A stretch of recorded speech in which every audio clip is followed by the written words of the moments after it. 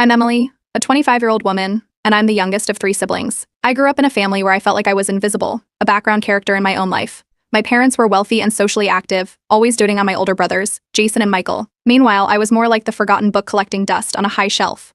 From as far back as I can remember, it was clear I wasn't a priority. Jason, the oldest, was the golden boy, smart, charming, and the one everyone bragged about at family gatherings. Michael, the middle child, was the fun, athletic one who had an endless stream of friends and trophies. I was just there. One of the earliest memories that cemented this was when I was 9. School had ended early because of a storm, and the teachers made sure every kid had a ride home. My name was the only one left on the checkout sheet as I sat on the school steps in my rain-soaked uniform. I waited for hours, watching the rain turn into a downpour and feeling the water soak through my shoes. Eventually, the janitor came out and asked if someone was coming for me. I told him they must be running late, but by then it was dark. I had no phone and no one left to call. After walking home in the pouring rain, I opened the door to find my mom flipping through a magazine.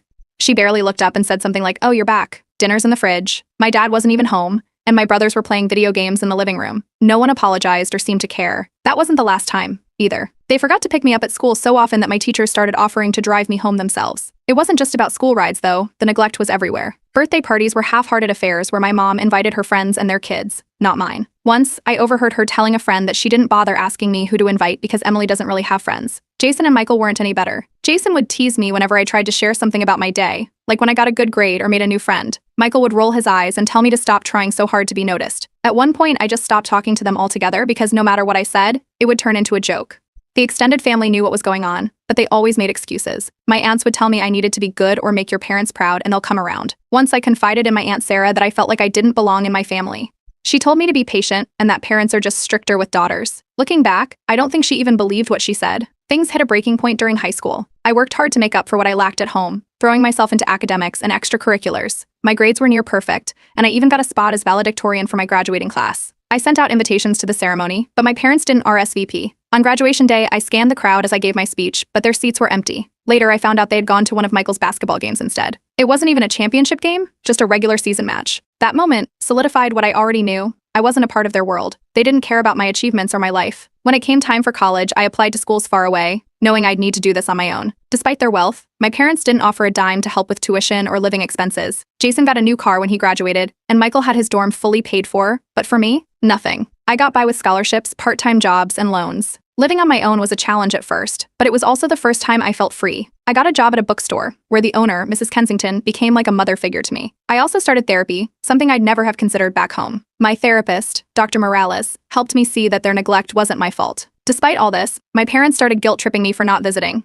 They'd leave passive-aggressive voicemails about how I was too busy for family or how they missed me. This was laughable considering how little they'd cared when I lived under their roof. The final straw came during a rare trip home. I walked in just in time to hear my dad telling a neighbor they only had 2 kids. My mom agreed, adding that Jason and Michael kept them plenty busy. It wasn't a misunderstanding, they genuinely didn't acknowledge me as their daughter anymore. That night, I packed up and left early, vowing not just to leave them behind, but to erase them from my life entirely. I didn't want to be the forgotten child anymore. I wanted to be the person who forgot them. And that's exactly what I set out to do. Update 1. Kente. The day after I overheard my dad telling the neighbor they only had 2 kids, I made the decision to cut all ties. I started with the easiest step, blocking their numbers. My phone had always been the main point of contact, so I made sure to block both my parents and my brothers. Then I went through my social media accounts and removed every single one of them. I unfriended my parents, siblings, and even some extended family members who were more likely to relay information back to them. After that, I realized I needed to take things a step further. My parents were listed as my emergency contacts for both my workplace and my doctor. I didn't want them to have any say in my life, even in an emergency.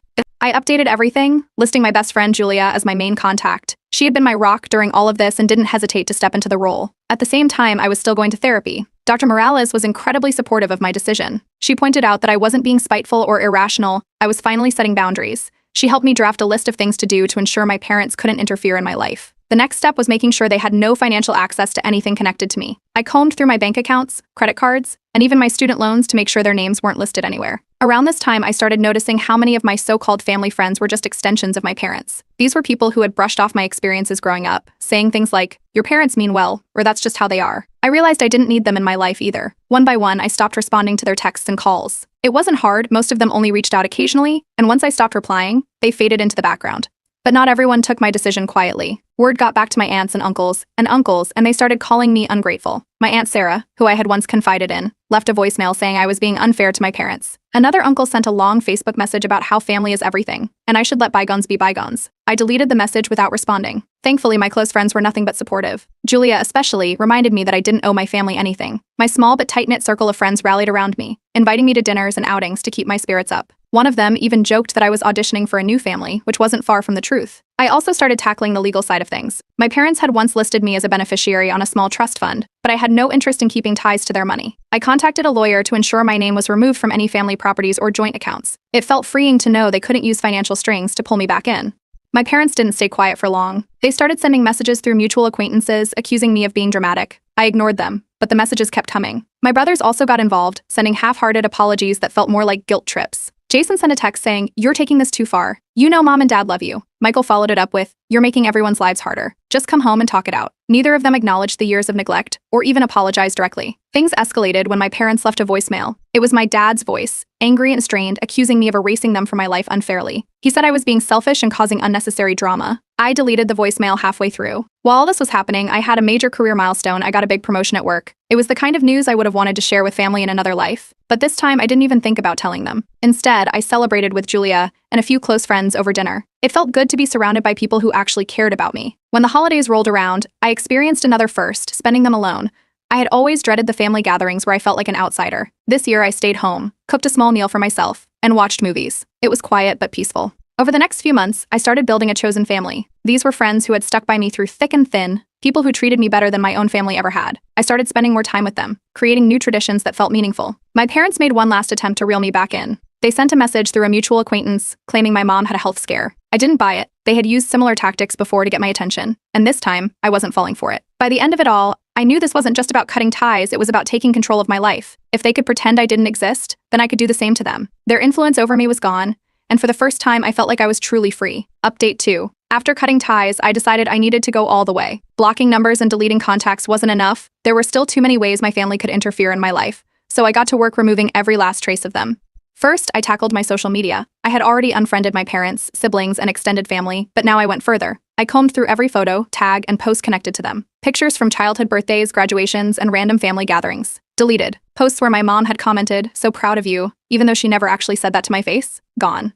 I scrubbed my profiles clean until there was no evidence I had ever been part of their family. It was tedious but weirdly satisfying. Next, I decided to legally change my last name. I didn't want to carry their name anymore. It felt like an anchor dragging me back to a past I was ready to leave behind. I spent hours researching the process and filling out paperwork. At the courthouse, when the judge approved my name change, it felt like closing a door I never wanted to reopen. My new last name had no ties to them, and it was one of the most liberating things I'd ever done. While I was at it, I contacted my lawyer to make sure my parents couldn't make any future claims on my life. I didn't want them trying to use my name for financial gain or inheritance disputes. My lawyer walked me through updating my will and making sure my assets were protected. I also discovered that my state allowed me to edit my birth certificate to remove parental names. It was a small detail, but it felt huge to me. I filed the paperwork immediately. I didn't stop there. I realized my alma mater still had my parents listed as emergency contacts from when I first enrolled. Even though they hadn't supported me financially through school, they could still request information about me through alumni channels. I reached out to the registrar's office to update my records and remove their access entirely. It was a simple process, but it gave me peace of mind knowing they couldn't intrude anymore. During therapy, Dr. Morales helped me process the deeper implications of these decisions. Cutting ties is one thing, but erasing family from your identity is another. It wasn't easy to face the reality of what I was doing, but it felt necessary. By the time I walked out of her office that day, I knew I was on the right path. With my new name and a clean slate, I decided to reinvent myself. I updated my wardrobe, got a new haircut, and started going by a nickname among friends. Even small changes, like a new email address,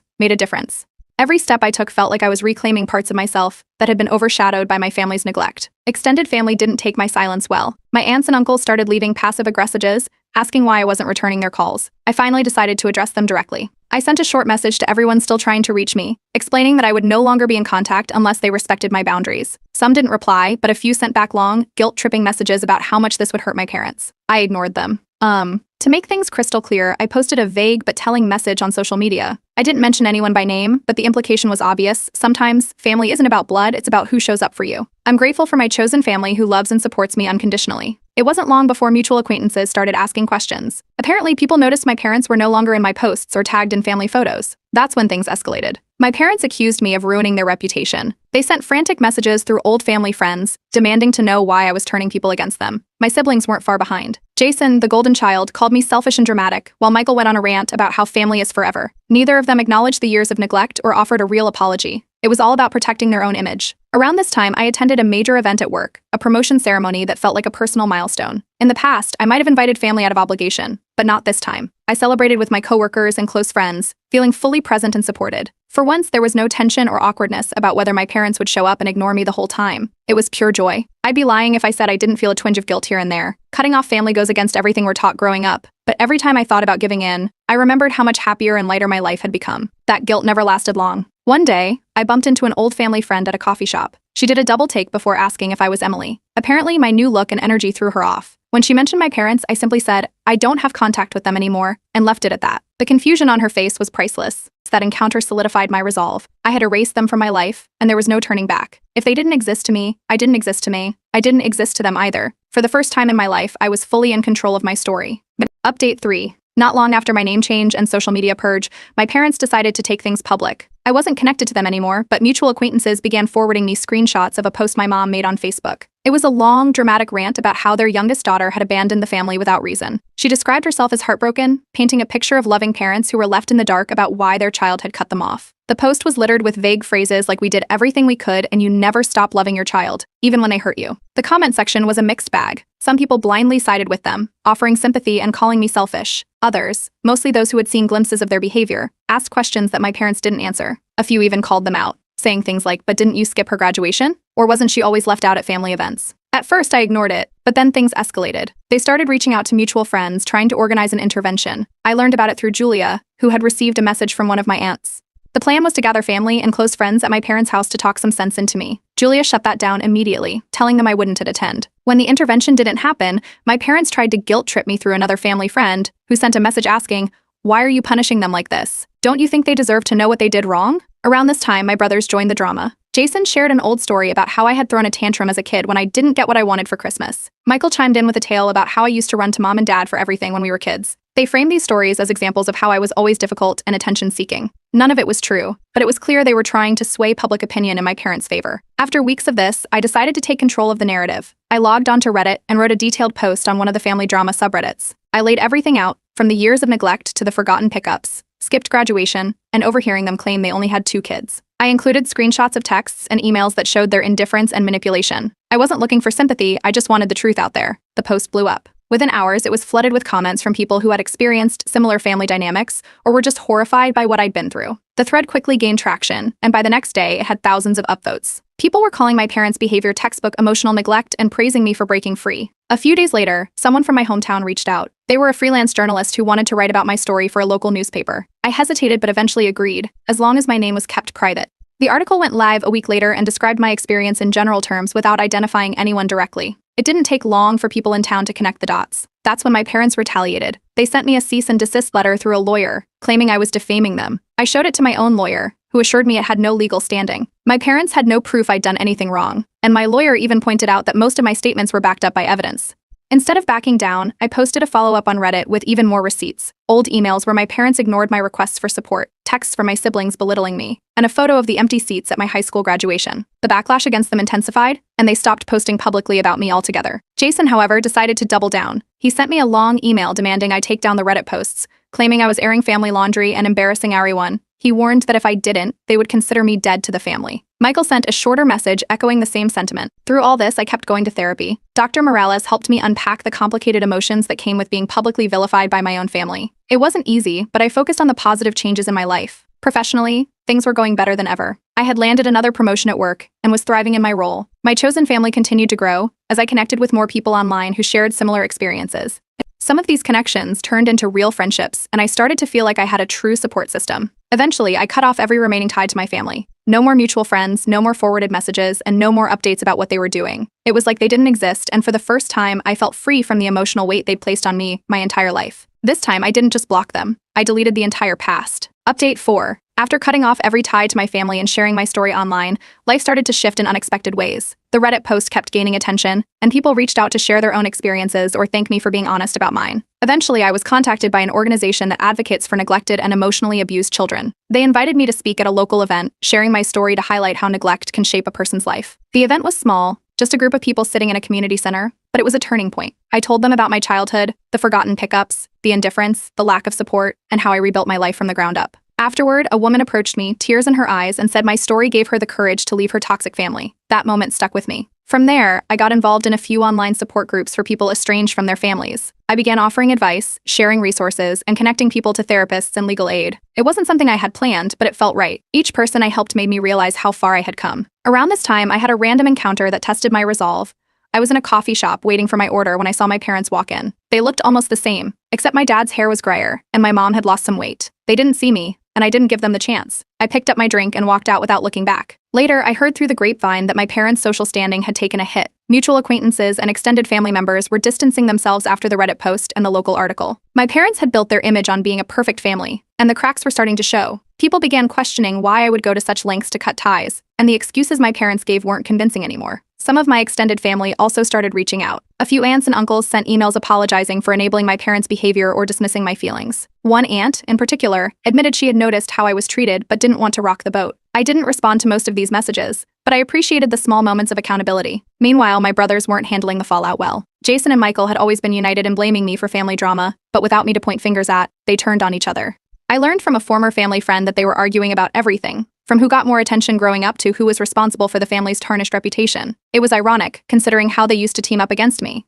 One day, I got an email from a literary agent who had seen my Reddit post. They said my story had the potential to become a book and wanted to discuss a possible deal. At first, I wasn't sure if I wanted to revisit everything in such detail, but the idea of turning my experience into something that could help others was appealing. I agreed to a meeting and we started drafting ideas for a memoir. In therapy, Dr. Morales congratulated me on how far I'd come. She pointed out that I no longer felt tethered to my family's expectations or their narrative about who I was. After years of work, I had reached a place where their opinions didn't matter anymore. Around this time, I hit another milestone. I bought my first house. It wasn't huge or fancy, but it was mine. I decorated it exactly how I wanted, filling it with things that made me happy. For the first time, I felt like I had a true home, something I had never felt growing up. Then came one final attempt from my parents. A handwritten letter arrived in the mail, forwarded from my old address. It was long and filled with emotional language, talking about how much they missed me and how they regretted any misunderstandings. It wasn't an apology, it was a plea for me to come back without them taking responsibility for anything. I didn't reply. Instead, I took the letter to my backyard fire pit, lit a match, and watched it burn. It felt symbolic, like closing the door on that chapter of my life for good. To celebrate how far I'd come, my chosen family threw me a small party. Julia baked a cake, and a few close friends brought gifts like plants and books to make my new house feel more like home. It was simple but perfect, a reminder that I had built something real with people who truly cared about me. As I settled into my new life, I decided it was time for a fresh start in every way. I adopted a rescue dog, a scruffy little terrier mix named Milo. He became my constant companion, bringing joy and energy to my days. I also started dating someone I met through a mutual friend,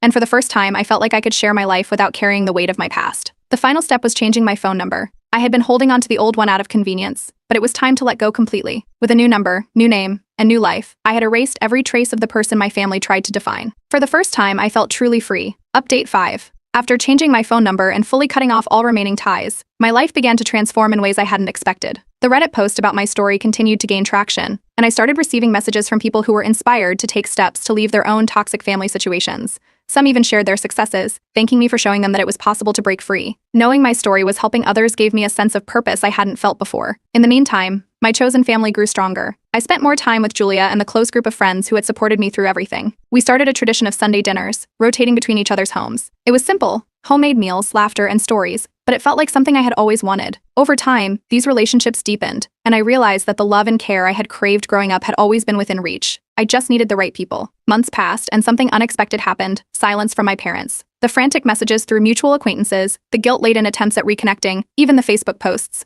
all of it stopped. I didn't know if they had finally given up or if they were too embarrassed to keep trying, but the absence of their noise was noticeable. It felt like they had finally let go. Not long after, Jason, my eldest brother, reached out through an email. He apologized, saying he hadn't understood how his actions had hurt me and that he wanted to repair our relationship. While it wasn't a full acknowledgement of everything, it was a start. I responded briefly, thanking him for the message but letting him know I wasn't ready to reconnect. It wasn't about anger anymore. I just didn't want to reopen that chapter. Professionally, things took off. I landed a dream job with a nonprofit organization dedicated to supporting children in foster care and those escaping abusive homes. My role involved working on campaigns that raised awareness and funds for neglected children. The work was rewarding, and it felt like everything I had been through had led me to this moment. I was thriving in my career and making a difference at the same time. During this period, I also took a deep dive into personal growth. Therapy sessions with Dr. Morales continued to help me unpack years of emotional baggage. For the first time, I started reflecting on how far I'd come, not just in cutting ties, but in building a life where I felt whole. The woman who walked into Dr. Morales' office for the first time years ago was unrecognizable compared to the person I had become. One day, an idea struck me. I wanted to give back in a more personal way. With the help of some colleagues, I started a small charity focused on providing therapy resources and mentorship programs for neglected children and young adults. The project took off slowly, but the response was overwhelmingly positive. People began sharing their stories and thanking us for giving them tools they hadn't had before. It was a full circle moment for me, turning my pain into something that could help others heal. As I continued moving forward, I decided to take another big step. I went through my old belongings and found a box of family photos tucked away in the back of my closet. These were photos I had kept out of guilt, even after cutting ties. One by one, I went through them, deciding what to keep and what to let go. By the time I was done, most of the photos were gone. Deleting those memories felt like lifting a weight I didn't realize I was still carrying. To celebrate how far I'd come, I hosted a dinner at my new home, inviting my closest friends. We toasted to new beginnings and the family I had built. Julia, true to form, brought a cake with "Here's to Freedom" written in icing. It was a small gesture, but one that reminded me how much love and support I now had in my life. A few weeks later, my story was picked up by a major online publication. The article focused on breaking cycles of generational neglect and how people could rebuild their lives after cutting ties with toxic families. The piece went viral, and once again, I started receiving messages from strangers who were inspired by my journey. Some even asked how they could get involved with the charity I had started. The attention was overwhelming, but in the best way possible, it showed me that sharing my story had real-world impact. Around this time, I learned through a former neighbor that my parents had moved away. Their once busy social lives had dwindled, and their reputation had never recovered after my story came out. It was strange to think of them as distant figures, fading into obscurity, but I felt no urge to investigate further. As the year came to a close, I adopted a second rescue dog, a golden retriever mix named Daisy, to keep Milo company. I also began exploring a new relationship with someone I had met at work. They were kind, patient, and supportive in ways I had never experienced before. It felt like another fresh start.